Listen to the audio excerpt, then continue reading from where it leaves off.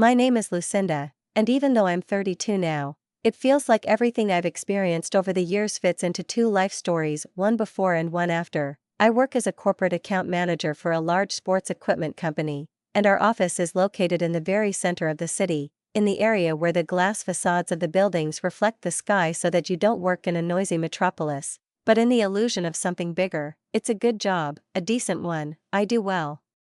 I earn decently, and, frankly, I have no reason to complain, at least if you look from the outside. But this story is not about work at all, it's about something else, about something much more painful, about my family and how the people you are used to considering the closest can be the most insidious. And before we continue, write in the comments from which city you are watching this video. Enjoy!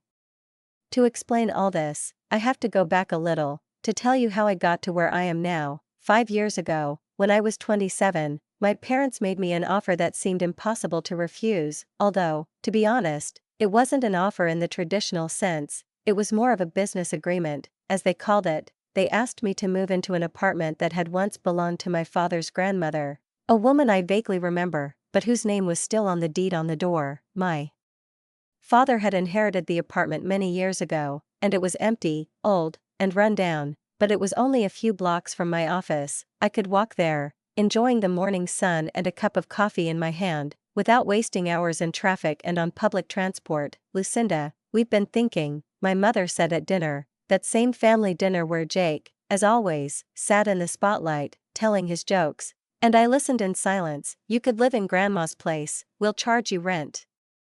Not full rent, of course, but 3/4 of what you'd pay anywhere else in the area. She said it so casually, as if she were doing me a favor, as if 3/4 of the market price were some extraordinary act of generosity, but I wasn't surprised. I hadn't expected a gift from them in a long time. That's the way my parents are, everything is fair, of course, only their fairness is kind of weird. Especially when it came to me and my twin brother, Jake. We were born on the same day, just 13 minutes apart, but my whole life I felt like I was on another planet. Jake was everything to them, their pride, their light, their air, their golden child. He always got the most expensive toys, the most beautiful things, the loudest parties. I got books from sales, cheap dresses, and cards without gifts. When we graduated from school, they threw him a party for the whole house, with balloons, music, cake and a crowd of friends, while I was just given a card with a banal wish and told to be smart. When Jake decided that he wanted to study at college, his parents paid for everything for him. They paid for his education, housing, even bought a car, and they said to me, "Well, you can take out a student loan, like everyone else, it will be fair." I just nodded then, although something inside cracked, and now, years later, I was paying rent for an apartment that belonged to our family, because that's how it was done in our family. Everything had to be calculated. When I first walked into this apartment, I wanted to run back out. Everything was in a terrible state. The floors were covered with old, sometimes even sticky carpet that looked like it hadn't been cleaned since the end of the last century. The walls were painted such a faded, sickly yellow that it seemed as if the air itself was unhealthy. The bathroom was in a half-dismantled state, the sink was wobbly, the tiles were falling off, and a persistent smell of mold and something old and rotten was coming from the kitchen. I didn't even open the refrigerator that day. I was afraid that I would see something alive in there. But despite all this, the place was perfect. It was close to work, and I didn't have the strength or desire to continue renting someone else's place with strangers. I agreed. I signed the contract, shook hands, and started a new life. Over the next 5 years, I put everything into this apartment, my soul, my time, and my money. Every step, every change, every can of paint. I discussed with my mother first. I want to do things right, I said. She agreed, sometimes half-heartedly, sometimes with guarded approval. I took out the old carpet, threw it in the trash, like you throw away your old life, and laid down light laminate flooring that reflected the daylight, giving the room a spacious, cozy feel. I repainted all the walls, freshening up every corner, removing that sickly yellowness, replacing it with soft shades of sand and cream. I called plumbers, changed the pipes. Half of them were leaking, some were terribly rusty. I bought new appliances, a dishwasher, a refrigerator, a stove. I even changed the sockets. I furnished everything with my own money: furniture, curtains, decor. I chose everything with love, as if I were creating my real first home. And sometimes my parents came by, they looked around, nodded, like inspectors. "You really did a good job here." My mother said, "When you're done, it will cost twice as much." My father also chuckled approvingly, calling the apartment an investment. It didn't affect me. I liked creating my own home, finally, even if it was rented, it was my own. But about a year ago, everything began to change. I was 31 then, and to be honest, I finally felt like I was on solid ground. I had a job that I felt confident and stable in, I had an apartment that was the result of my years of effort, and I had a familiar rhythm of life, in which every morning began with the same route, the same cup of coffee, the same thoughts in my head. I learned to appreciate this sense of order, because it had not been mine for a long time, and just when it seemed to me that everything, if not perfect, was at least understandable, my parents burst into my house on one of their visits and, as often happened with them, brought not comfort, but anxiety. "Lucinda, we need to talk," my father said, sitting on the edge of the chair where he usually examined the updated walls or praised the new carpet. His voice sounded somehow tense, and he avoided meeting my gaze, and this in itself was an alarming signal. "How are you?" I asked, looking up from the cup of coffee I was setting on the table, feeling a slight thrill run down my spine. Mom frowned and suddenly, without much preamble, blurted out, "We're having trouble with the mortgage on our house. We owe the bank $30,000, and we can't pay it. They're threatening to foreclose." I froze, not understanding what house they were talking about. They had long ago paid off the mortgage on the house they'd lived in with Jake, or at least that's what they'd told me. I stared at them, and the silence in the room became ringing. "So what do you want from me?" I asked, already sensing the answer. "We need you to pay that $30,000, Dad said, and his voice sounded as if the offer was something reasonable and logical. "We know it's a lot," he continued, "but think of it as an investment. After all, this apartment will still be yours someday." "Mine?" I asked slowly, as if trying to digest these words that sounded like a gift on the outside, but felt like a trap on the inside. "Of course," Mom nodded, "you're our daughter, we won't leave you with nothing. Jake will get our house when we're gone, and you'll get this apartment. You've already put so much work into it, and it's only fair." I looked at them and felt something strange rising inside me, a mixture of hope and a premonition of trouble. I did have some savings that I'd been saving for years. I didn't spend much, I didn't fly to resorts, I didn't buy expensive cars. My life was modest, and I saved this money as a safety net. 30,000 was almost all I had, but if it meant that the apartment I'd put my soul, work, money, and years of my life into would finally officially become mine, maybe it was worth it. "You promised that this apartment would be mine?" I asked my father, looking him straight in the eye. Without blinking, "I promise," he said without hesitation. "We won't forget everything you did. You made this a home, and then I did it. I transferred the money, the whole amount, $30,000, money I had been saving for emergencies, for the future, for the unknown. I gave it to my parents to pay off the mortgage. I trusted them completely. They were my parents. Who else would be on my side? Who else could guarantee my honesty?" I continued to live in the apartment, still paying rent as before. I kept it tidy, kept it clean, painted the walls, checked the plumbing. Everything seemed normal, as if that scene where I gave them almost all of my savings was just a moment of trust, part of the family. My parents never mentioned the money again, and I assumed it was okay. I guess that meant everything was going as promised. The apartment was supposed to be mine, legally, officially, but even without the paperwork, it had long been a part of me. I had invested more in it than in any relationship.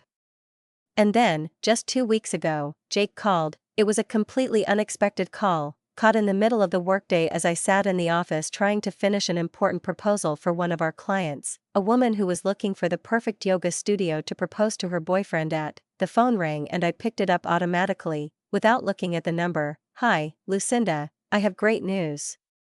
Jake's voice came over, excited, almost beaming. I smiled slightly. "What's up?" I asked, not even looking up as I wrote the last sentence. "Sarah and I, we're getting married. There's an engagement party at her parents' in 2 weeks. You're invited, of course." My hand shook, and the pen slipped from my fingers, rolling across the table. Sarah Martinez, she had been Jake's girlfriend for a couple of years now, and I knew her very well, not just from what he had told me, but from high school. We were in the same classes, sat in the same classrooms, laughed at each other during recess. She was always the girl everyone loved, funny, smart, friendly. That's amazing.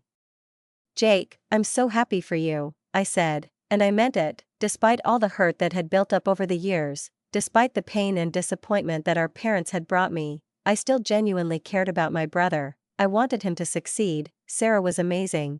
They were truly perfect for each other. Thank you, sis. It really means a lot to me that you're supportive, he said warmly. Mom and Dad are over the moon, he added. And I felt something clench inside me. Of course they were happy. Their golden boy was getting married, to a good family. Everything was perfect. That's really great news. I'm so happy for both of you, I said. And there was no lie in that either. I'll be there. I'll definitely be there. Great, I'll write you all the details. Love you, Lucinda. And I love you, Jake. I hung up, and, strangely enough, I felt a lightness, an almost forgotten feeling of real joy, spreading inside me, filling my chest with that warm light that I had been lacking so much in recent months. Despite the whole story with the apartment, with the money, with the parental promises, despite the constant feeling of being second-rate, Jake remained my brother, my own, my only brother, the one with whom we shared a room as children, slept in 2 small beds with the same blankets and argued in the mornings about who would go to the bathroom first. We quarreled, made up, shared toys, fought over the last cookie, and none of this mattered now, because inside me lived the memory of how we grew up together, and no adult misunderstandings could overshadow it. 2 weeks flew by almost unnoticed, as if in a whirlpool of worries and anticipation.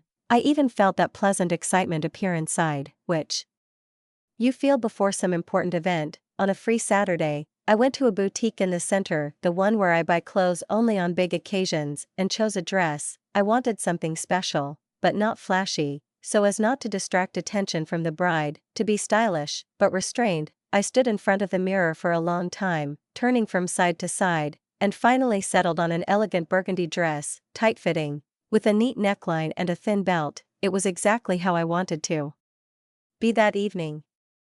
Restrainedly feminine and truly beautiful, the party was held at Sarah's parents' house in a nice, prosperous suburb with green lawns, neat houses, and the scent of flowers coming from well-kept flower beds. It was about a 30-minute drive from the city, and I even left a little early so as not to be late. When I pulled up, there were already several cars in the driveway, and inside the house there was that special, slightly nervous atmosphere of holiday anticipation. There were about 40 people inside, Sarah's relatives, some of our old acquaintances from school, faces that I had not seen for years, but still recognized, as if time had not yet erased them from my memory. There were also relatives whose names I confused, but recognizing whom caused a strange warmth in my soul, like old photographs in an album that you have not returned to for ages. As soon as I entered, Sarah noticed me through the crowd and literally fluttered up to me, shining like a Christmas tree, all in white, with her hair neatly gathered on top, and that very sincere smile for which she was always loved at school. Lucinda, she exclaimed, throwing herself into my arms, I'm so glad you came. I hugged her tightly and said, congratulations, I'm really happy, you and Jake are going to be great. She took my hand, squeezed it a little, and said, in a slightly hushed voice, thank you, it means so much to me to hear it from you. You know Jake better than anyone. I walked into the house and saw Jake standing at a long table with refreshments, surrounded by his college friends, looking like he belonged in a fashion magazine. His navy suit fit him perfectly, his hair was done neatly, everything looked perfect. I couldn't help but think about how our parents loved to do everything top-notch for him, including that expensive haircut Mom and Dad had signed him up for a month in advance. But at that moment, I didn't want to think about money, about comparisons, about the past. I was genuinely happy for him. The party was wonderful, people were laughing, raising glasses, reminiscing about funny moments from the past, sharing stories about Jake and Sarah. I was chatting with my classmates, laughing at stories I no longer remembered, and for the first time in a long time, I felt like I belonged. About an hour into the meal, when most of the guests had arrived and the conversation had become quieter as the plates and glasses filled, Father cleared his throat loudly, the sound that Jake and I had called his command signal as children. Excuse me, he said, and his voice, as confident and clear as ever, carried around the room. If you could just pay attention for a moment. The room grew quiet, people turned to look at him, their voices falling silent. He stood in the center of the living room, surrounded by family and guests, and his mother, dressed in her best, Beaming with pride, they looked as if they were about to present him with an award for special service. Margaret and I would like to say a few words, Father continued, looking at Jake. We are proud of our son, Jake. He has always been a wonderful boy, and seeing him so happy with Sarah brings joy to our hearts. There was a murmur of approval in the room, some clapping, some nodding. I stood a little to the side, thinking that it was kind of sweet, sentimental, yes, but sincere. I smiled.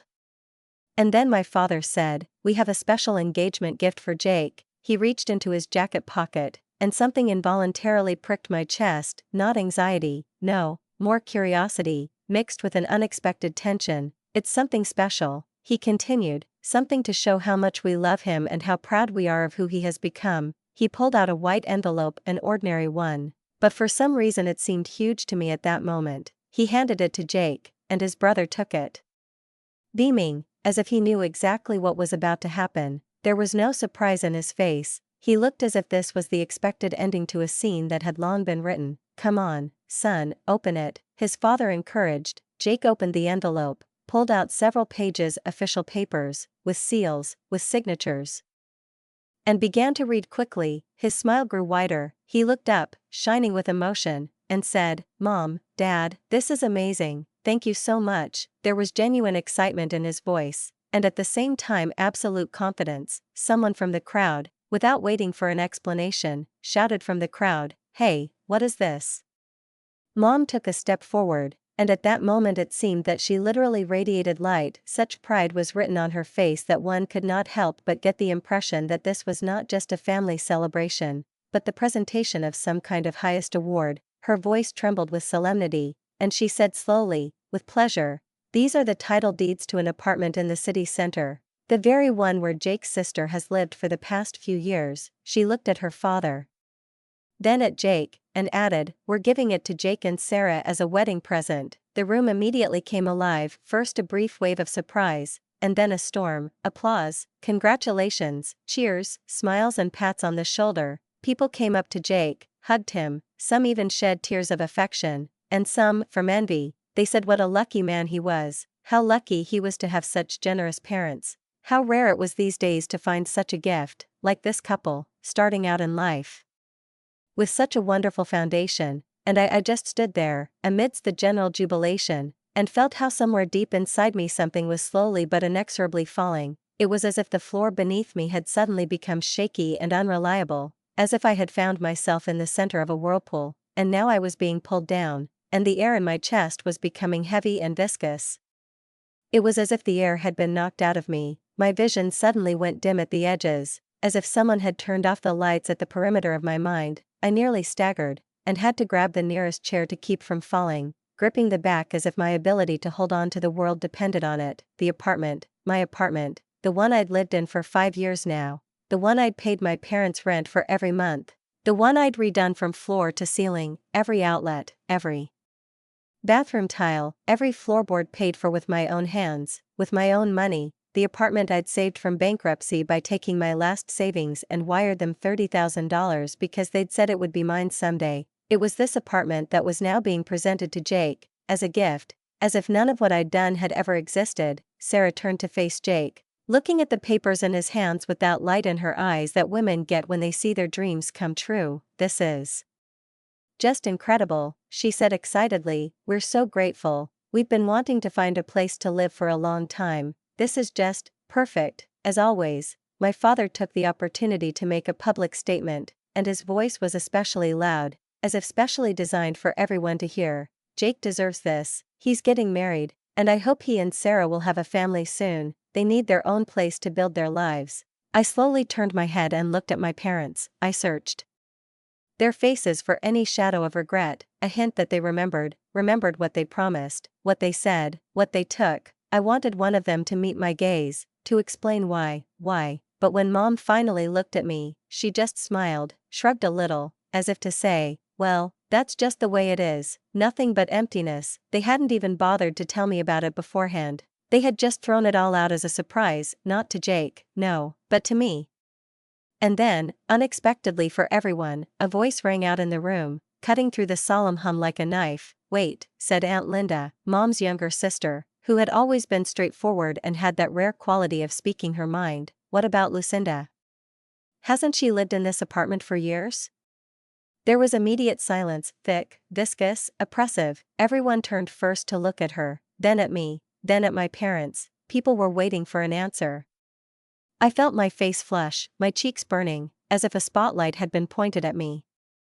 But I couldn't move, couldn't say a word, everything seemed to freeze. My father shrugged indifferently. Well, Lucinda will have to move out. We let her live there for 5 years. I think that was generous enough, my mother added, with the same cool calm with which she had once told me that I could take out a loan for my education. She's an adult now, she can handle it herself. There are plenty of apartments in the city. They are rented out every day. Then I could stand up, I could tell everyone that I paid for this apartment as rent, not a symbolic, not family rent, but a real, significant one, that I transferred money every month, regularly, without delays. I could say that all the repairs, all the furniture, appliances, lamps, it was all mine, that I invested tens of thousands, that it was I who saved this apartment from confiscation when my parents could not pay the debt, that they promised me, not in hints, not half words, but clearly, confidently, that it would be mine. But I said nothing, I just sat.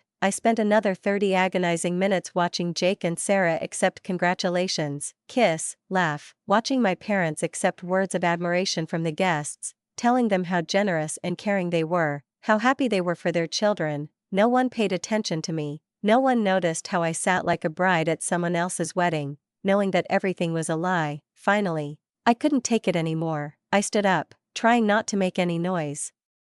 Carefully picked up my purse, trying not to catch anyone's eye, not to disrupt the festive atmosphere. I left Sarah's parents' house as quietly as I had entered. Not a single person noticed my departure. The way back to the apartment, no, to the apartment that, as it turned out, was no longer mine at all, passed in some strange numbness, as if everything around was covered in fog, and I walked without realizing where I was. I replayed the scene in my head over and over again, every word, every smile, every gesture, and only one question sounded louder and louder in my head: how? How could they do this to me? How could they betray me like that, devalue me like that, humiliate me like that, in front of everyone? Returning to the apartment that only a few hours ago had seemed like a sanctuary, my own private, if unofficial, corner of the world, the first thing I did was pour myself a glass of wine, a deep red, tart one that I usually only drank on particularly difficult evenings, and sank onto the sofa, a little wearily, with a heaviness in my chest. Looking at the ivory walls that I had painted myself on one of my happy weekends, I sat and looked at every detail, every crack, everything in this room, knowing that behind each of them there was my choice, my work, my hands, and my money. Everything that surrounded me was part of my story, part of the life that I had been building for years, starting from the very day when I first walked into this apartment and saw the peeling walls and the moldy-smelling floor, and now all of it was supposed to just disappear, like that, without warning, without regret, as if it had never been mine. Jake would get it all, Jake, who hadn't had to put in any effort or investment. He'd just had it all handed to him, wrapped in ribbon and handed to applause. I felt my phone vibrate, and when I picked it up, the screen showed a short, cold message. It was Jake: "Leave now, you have 2 days." I stared at the screen, not believing my eyes, thinking that maybe this was some kind of joke, a mistake, an absurdity, but no, short, cutting, like a knife, not even a word of explanation, not a single attempt at conversation, just a directive, like an order from a superior, like a message from an outsider who needed to vacate the premises. I stared at the screen for a long time, and a rage rose inside me, so strong, so foreign, that I barely recognized it. They really thought they could do this to me, throw me away like old stuff, like trash, like an inconvenient reminder of someone's conscience. They thought they could take $30,000 from me, take my job, take my care, take my pride, and just say, "Thank you, go away." I felt everything inside me pulsate with anger, with humiliation, with injustice. I called Jessica. We had been friends since college, and she was perhaps one of the few people in my life who truly knew what I was going through in this family. Her voice on the phone sounded warm and a little sleepy. "Hi, Lucinda. How was the party? Did everything go well?" I tried to exhale, tried to speak calmly, but my voice was still shaking. Jess, I need a favor, can I stay with you for a while? I need to move out, and I don't know where yet. There was silence on the phone, but not for long. Sure, come over, but what happened? Are you okay? She asked, now wary. I'll explain later, it's just. I need some time to think about it all, to be quiet. You know what? She said suddenly. Rick, my brother, went to Europe for work. His house is empty, you can live there for as long as you need, no rent, just pay the rent. I wanted to cry from this simple, human warmth, from the fact that someone had simply offered me a roof over my head without conditions, without contracts, without betrayals. Thank you, I whispered, hung up, and for the first time that evening I felt like I could breathe. I sat in silence for a long time, stroking the glass with my fingers, and at some point a thought, at first uncertain, like a shadow, and then more and more distinct, took shape as an idea. If my parents decided that all this was a game, if they thought that they could simply wipe their feet on my loyalty and trust, then perhaps it was time for me to play this game too. I picked up the phone and called service. I need you to come by tomorrow morning and remove all the appliances from the apartment, the dishwasher, the refrigerator, the stove, everything, also the outlets and the plumbing. The man on the other end of the line hesitated. Ma'am, if we remove all this, the apartment will be almost empty. I smiled, not cheerfully, but coldly. Exactly, that's what I need. Everything in this apartment is mine. I bought it all myself, and I'm taking it. The next day, the workers arrived early, with tools and boxes. I met them, showed them what was where. They unplugged the dishwasher, carefully removed the refrigerator, pulled out the stove. They removed all the outlets, removed the new faucets, the faucet in the bathroom, even the shower head. I showed them which light fixtures could be removed, all the ones I'd bought at a design store, replacing the ugly old ones dangling from wires. I stood in the kitchen doorway and watched as, one by one, the objects I had lovingly chosen disappeared, and to my surprise, instead of pain, I felt relief. It was mine, and now it would be mine again, not theirs.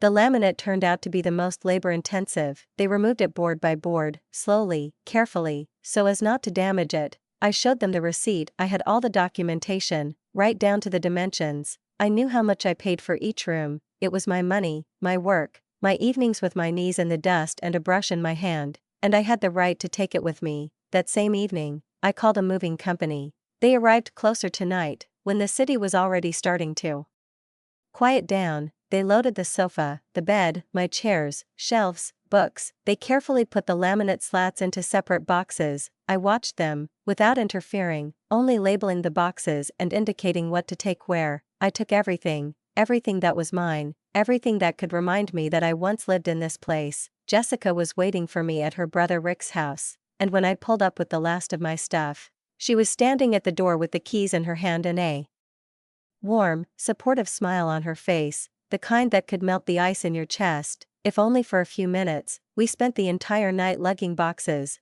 watching movers bring furniture in, put appliances in, and take them out, and bring them in again. It was all in flux, like some kind of drawn-out nightmare, but there were also moments of relief, as if each item brought into this temporary home brought me closer to a new beginning. You have so much. Jessica shook her head, watching two movers carefully lower my refrigerator onto the stove.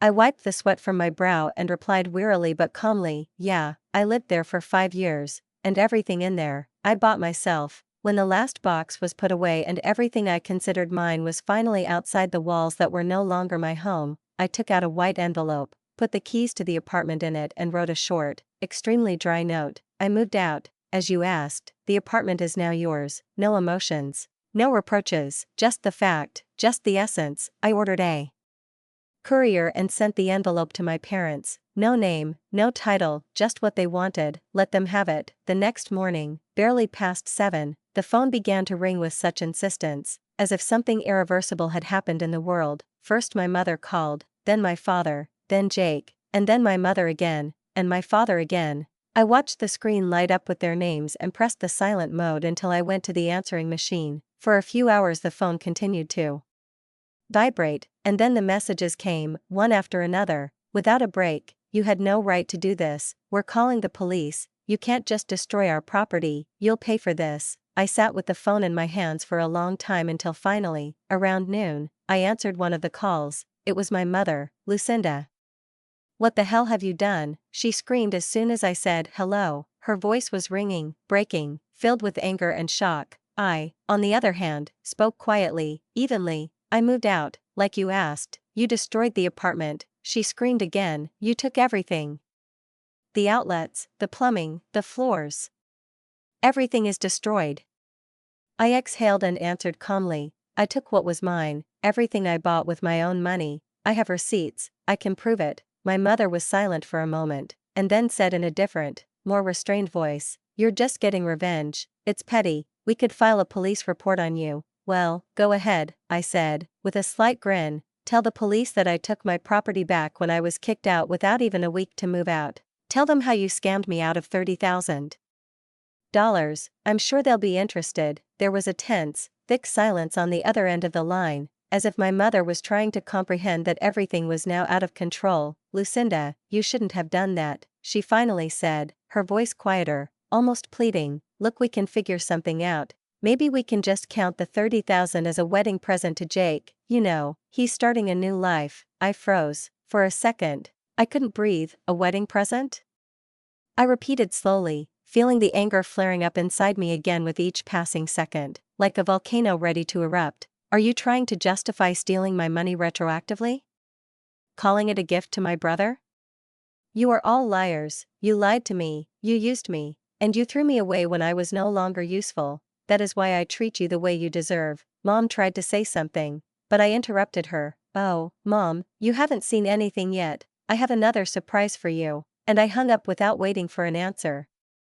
The next morning, with a cup of coffee in one hand and my laptop in my lap, I looked up the number for a towing service and called. When the operator answered, I said clearly, without hesitation, "I need you to pick up a car at this address." I gave him my parents' address, then the license plate number of the car, a blue Honda Civic with the license plate KM4392. I am its legal owner. "And I have all the paperwork to prove it," I added. In all the chaos, I had almost forgotten about the car. Once upon a time, 3 years ago, I used to drive it every day, until my dad called me one day to say they were having trouble. Their car had broken down, and my mom was working long shifts at the time, and they just needed something for the time being. "We'll have our own soon," he assured me. "We just need a little time to get everything sorted out." I agreed. Of course, they did. I thought it was temporary. I thought they would return it. But 3 years have passed since then. I did buy myself a new car.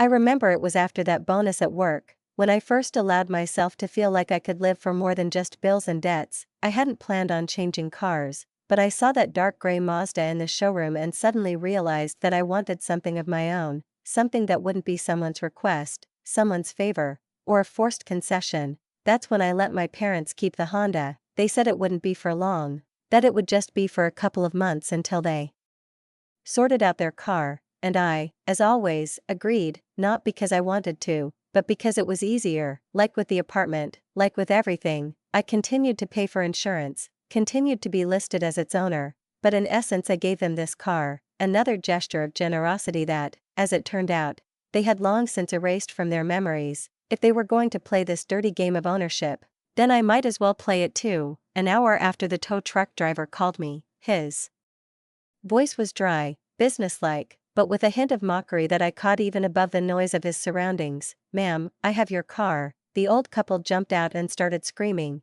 but I showed them the papers. There was nothing they could do. I smiled for the first time in a long time, without bitterness, without pain, just pure and clear. "Great," I said, "bring it to this address," and gave the name of Rick's house. 15 minutes after I had the Honda, my phone started ringing off. The hook again, Mom, Dad, Jake, all mixed up. I didn't answer any of them, I just read the messages, and you know, they were a circus. "You can't just steal our car, we need it for work, you know that. We don't have the money to buy another one. You're a terrible person." But the funniest thing was what Jake sent, short, no greeting, no punctuation, just, "You're completely fucked up, don't you dare come to my wedding." I read it out loud and laughed like I hadn't laughed since I moved out of my parents' house. It just came out of nowhere, loud and clear. Not angry, more liberating, like a final slap in the face of the fact that they still thought they could control me. After that, I blocked all their numbers. I no longer cared what they thought, said, or demanded. I had enough. I was tired of listening to complaints, accusations, threats. I was tired of being convenient. 3 weeks later, I put the Honda up for sale. It was in excellent condition. The mileage was just over 60,000. All maintenance was done on time. Everything was in order. I set the price, 12,000. It was a fair amount, and I had put it all in the ad. The car sold within a week. As I held the check in my hand and deposited it into the account, I had that rare smile on my face, the one that comes when you finally take control back into your own hands. 12 grand wasn't 30 grand, of course, not what they had taken from me, but it was a start. It was my way back to myself. And then, about 2 weeks after selling the car, Sarah called me. I recognized the number right away. We had kept in touch over the years, although not as close as before. We still texted occasionally. "Hi, Sarah," I replied, a little surprised. "That's surprising to hear from you." There was concern in her voice. "Hi, Lucinda, I need to talk to you. Can we meet up?" We agreed to meet at a coffee shop downtown where she and Jake used to hang out. I arrived early and ordered tea, trying not to think about the fact that this meeting could be a continuation of that whole absurd story that I had tried so hard to leave behind. When Sarah walked in, I knew something was wrong. She looked completely different from the day of our engagement, tired, dull, with circles under her eyes and a look full of something I couldn't quite place yet. We sat down. "Your parents told me everything," she began, without waiting for my order. "They said you ruined the apartment, that you were taking revenge, that you were trying to break up their family." I raised an eyebrow. "What did Jake say?"